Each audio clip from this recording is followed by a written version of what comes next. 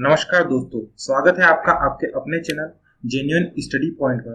तो दोस्तों, आज हम चर्चा करने वाले हैं संविधान की प्रस्तावना के बारे में कि प्रस्तावना की संविधान में क्या भूमिका, क्या महत्व है और यह क्यों आवश्यक है हमारे संविधान में। तो चलिए दोस्तों शुरू करते हैं। भारत का संविधान प्रस्तावना।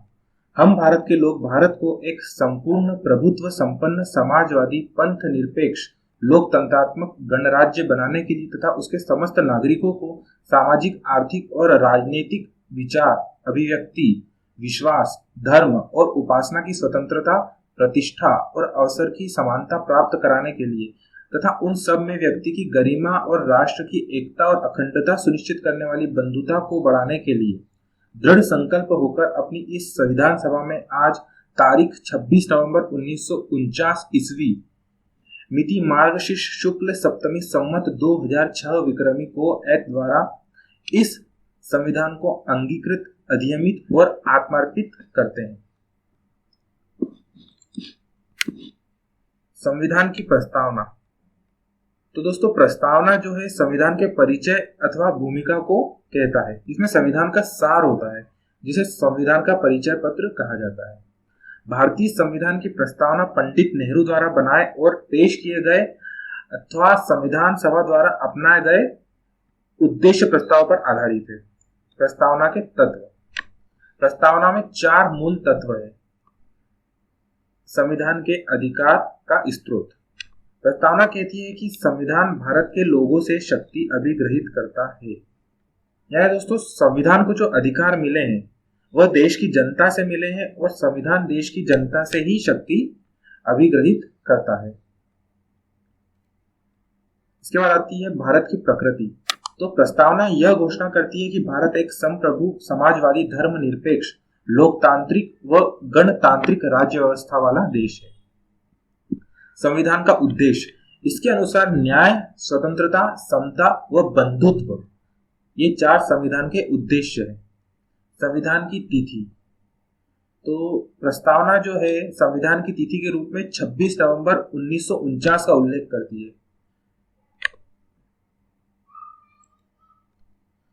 संविधान में प्रस्तावना की भूमिका। तो दोस्तों, सर्वप्रथम अमेरिका के संविधान में प्रस्तावना को सम्मिलित किया गया था। यानी प्रस्तावना की जो शुरुआत है वह अमेरिका के संविधान से हुई थी।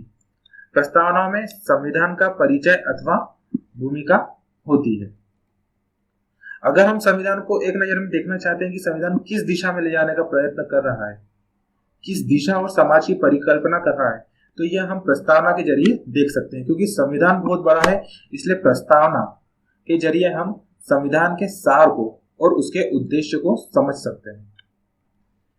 प्रख्यात न्यायविद N.A. पालकीवाला ने प्रस्तावना को संविधान का परिचय पत्र कहा है। यानी दोस्तों, जैसे किसी व्यक्ति की पहचान उसके परिचय पत्र से की जा सकती है, उसी प्रकार जो प्रस्तावना है वो संविधान का परिचय पत्र है।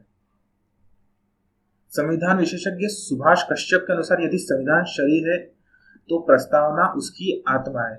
यानी दोस्तों, संविधान की प्रस्तावना से ही संविधान का महत्व है। प्रस्तावना के बिना संविधान का महत्व कम हो जाता है। न्यायमूर्ति हिदायतुल्लाह ने प्रस्तावना को संविधान की मूल आत्मा बताया है। प्रस्तावना में हम भारत के लोग से आशय है कि संविधान देश की जनता से शक्ति अधिग्रहित करता है तथा भारत की जनता समस्त शक्तियों का केंद्र बिंदु है।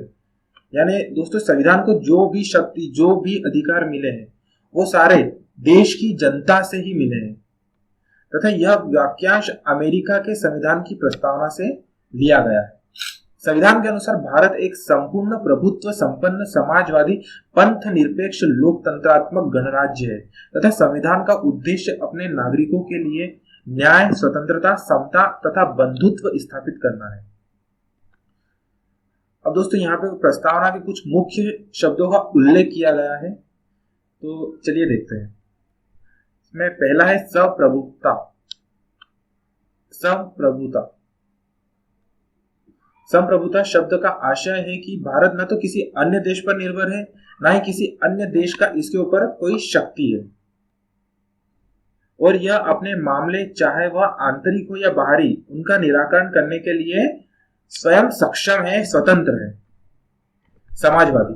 वर्ष 1976 के 42वें संशोधन द्वारा इस शब्द को प्रस्तावना में जोड़ा गया। इस समाजवादी व्यवस्था में धन अथवा संपत्ति का स्वामित्व अथवा वितरण समाज के नियंत्रण में रहते हैं। फिर आता है धर्मनिरपेक्ष। इस शब्द को भी 42वें संविधान संशोधन अधिनियम 1976 के तहत जोड़ा गया था।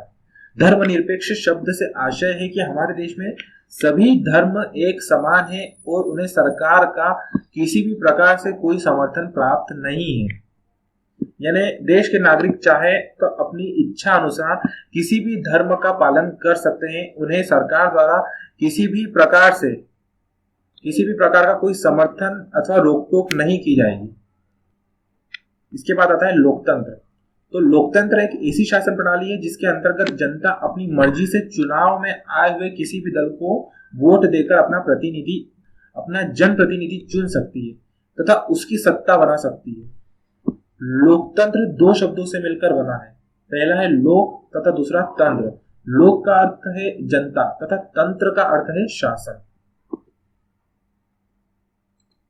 इसके बाद आता है दोस्तों गणतंत्र। तो भारतीय संविधान की प्रस्तावना में गणतंत्र का अर्थ है कि भारत के प्रमुख अर्थात राष्ट्रपति चुनाव के जरिए सत्ता में आते हैं और उनका चुनाव 5 वर्ष के लिए अप्रत्यक्ष रूप से किया जाता है। इसके बाद आता है न्याय। तो प्रस्तावना में न्याय 3 भिन्न रूपों में शामिल है। पहला सामाजिक, दूसरा आर्थिक और तीसरा राजनीतिक। तो सामाजिक न्याय क्या है? सामाजिक न्याय का अर्थ है किसी भी व्यक्ति के साथ जाति, रंग, धर्म अथवा लिंग के आधार पर बिना भेदभाव किए समान व्यवहार।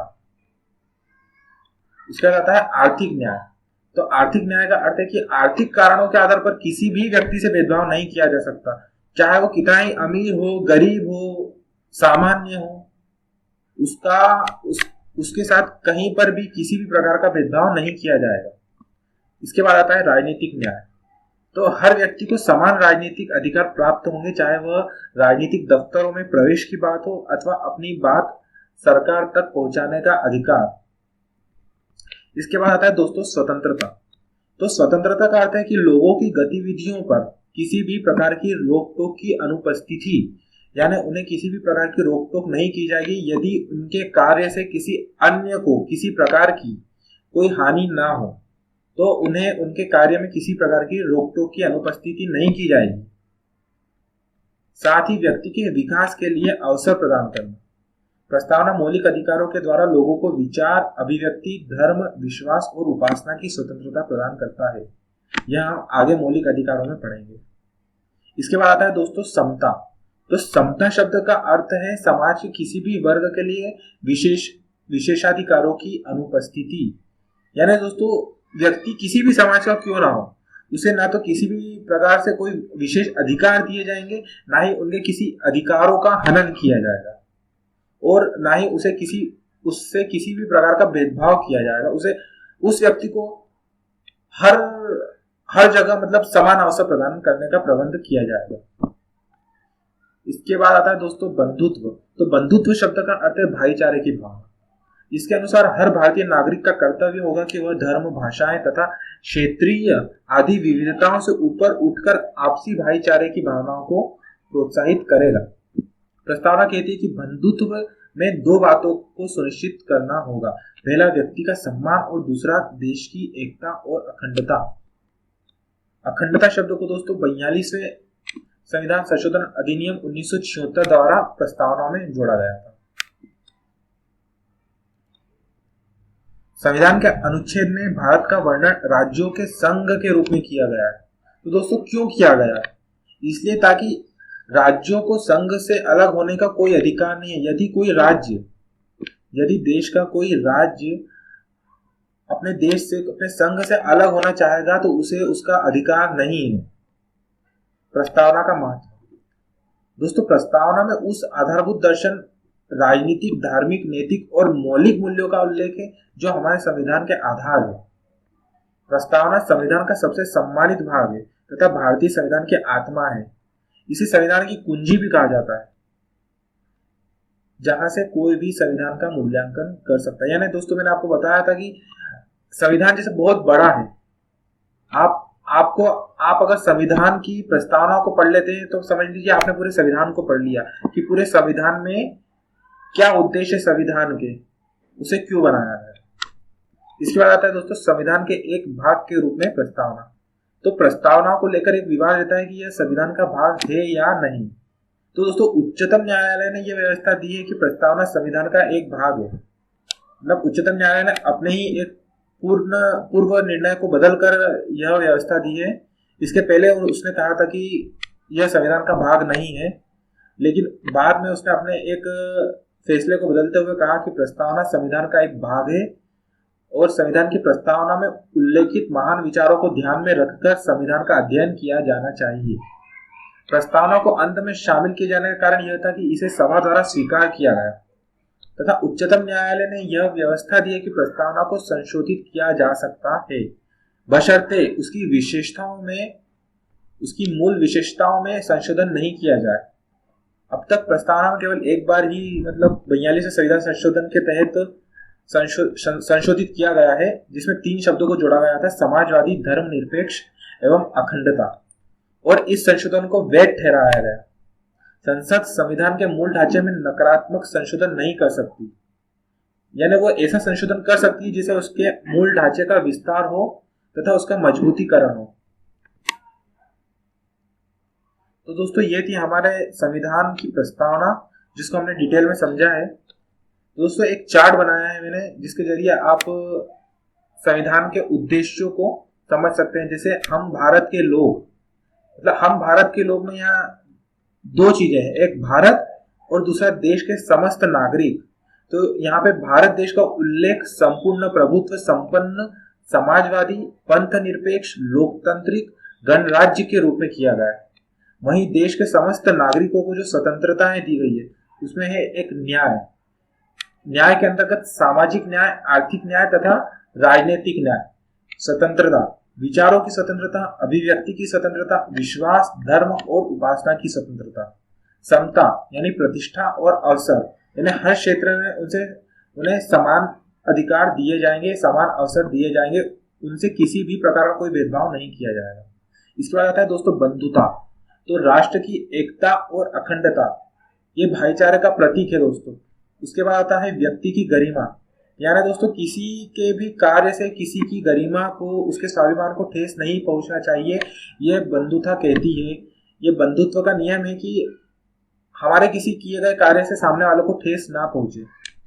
तो दोस्तों आपको हमारा आज का यह वीडियो कैसा लगा हमें कमेंट में अवश्य बताएं तथा हमसे जुड़े रहने के लिए चैनल को सब्सक्राइब करना ना भूलें। धन्यवाद।